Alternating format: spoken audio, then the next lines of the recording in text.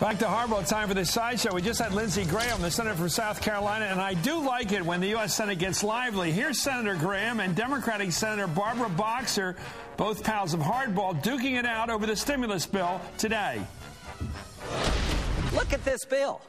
This bill has got to be done by tonight, and we're figuring out as we go what's in it. Would the senator yield for a question? Yes.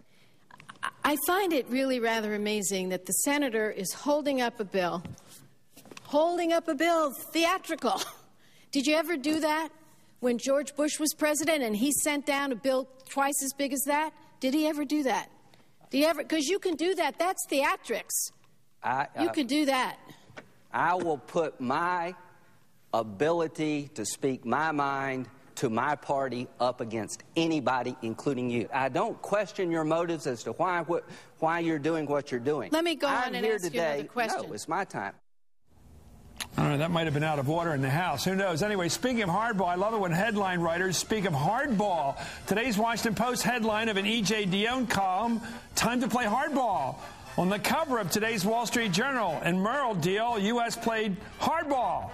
How's that for show promotion? Next up, dressing down the dress down.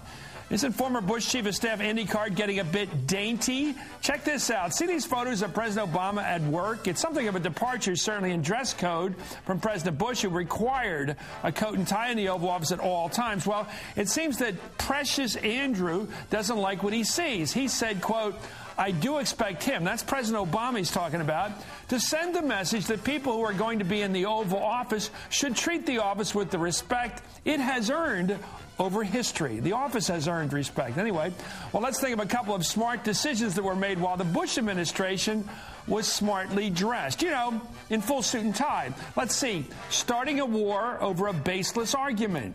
Bringing a government in surplus into adding more national debt than all the previous presidents put together. Oh, yeah. Letting an economic boom under Clinton become an economic catastrophe.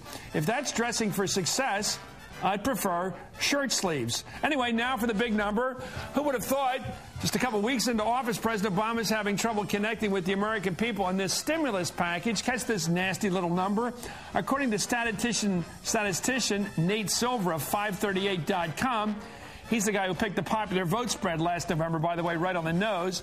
The word pork appears in current articles in the newspapers about the stimulus 4 times more than it did a couple weeks ago. 4 times more. Talk about losing the message. Pork is now being used to describe the stimulus 4 times more than it was a couple weeks ago, and that's bad news for the sales job here. Tonight's big number.